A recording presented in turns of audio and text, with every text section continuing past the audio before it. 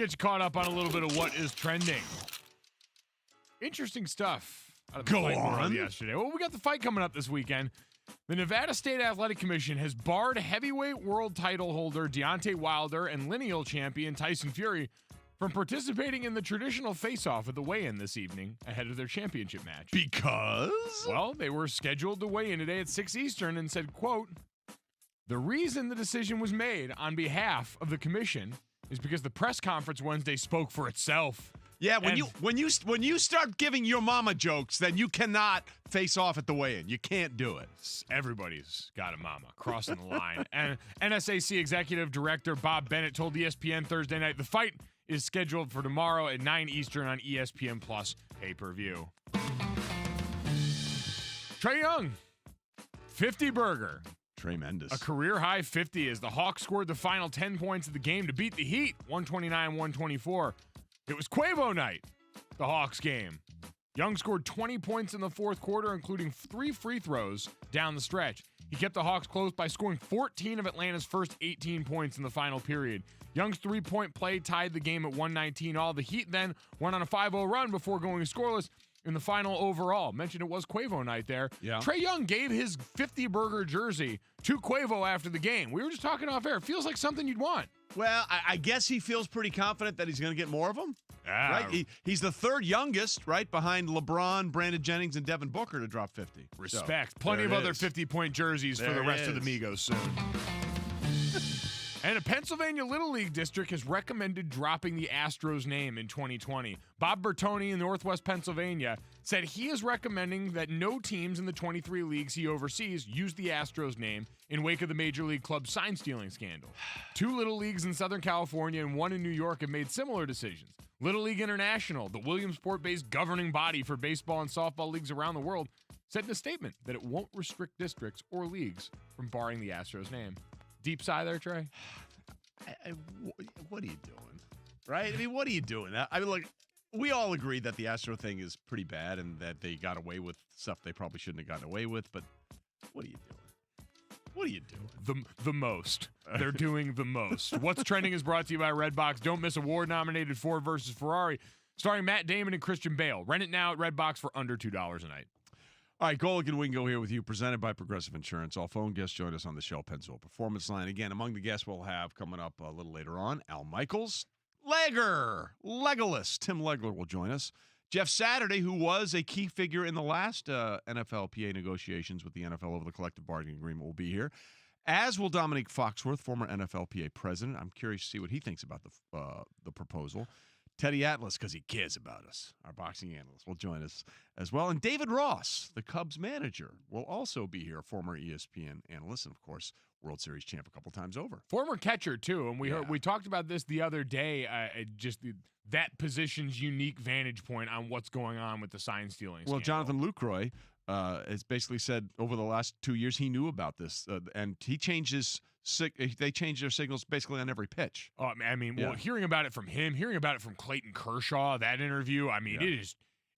You want to talk about trauma? Clayton Kershaw, man, making him revisit that seemed cruel. He is in a bad place. We'll get to that at some point because it is wild. We will, but then everybody has an opinion, and that's the beauty of this country, right? You are allowed to say whatever you feel, and among those that have now weighed in on the Astros scandal and how it all began, with Mike Fiers revealing to The Athletic the sign-stealing situation in Houston when he was a member, and then, of course, he left and signed a, 2-year deal with $14 million, I believe is what it was, and he's now with the A's.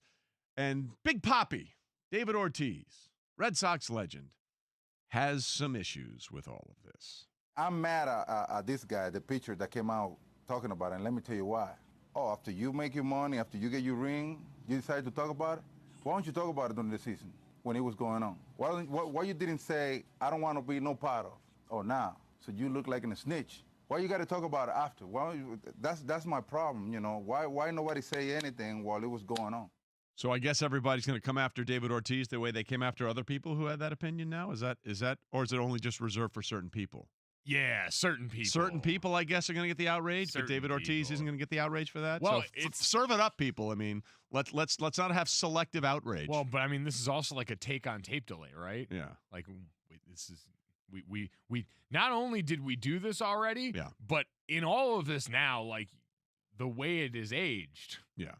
Mike Fiers is going to end up being a pretty important figure In the history of baseball. Well, and you look around the league, and I think this was interesting because we talked about this on this show. Like, we had this conversation, and my dad and I both said that had we been in a locker room, it would have been very difficult, the concept of speaking up or speaking out, especially the public on something like this. Personally, probably wouldn't have been able to do that. The way many other major league players had not spoken out. We mentioned some of them before that had known this was going on and basically just tried to operate as if it wasn't, tried to work around it, didn't feel comfortable going forward. And Mike Fiers did. And now what have we seen? All of these other players have felt very comfortable in speaking out because one person did. Right. And here's the other question I have with Big Papi saying that. Basically, he's saying, why didn't you say it when it was going on? So, David Ortiz, I have a question for you. If he tried to speak on it while it was going on and he was in your locker room, you know what you'd call him? A snitch. Like, so there's no way for him to win is what I'm saying in that scenario. By what you're saying, why didn't you speak on it when it was going on? Okay, David Ortiz, if that was one of your teammates, he had done that, how would you feel about that then? We know how we would feel about that. And even worse, again, with the benefit of the time, one of the things that we have heard is that a lot of people are saying he did try to speak on it in real time. And they tried to tell Major League Baseball.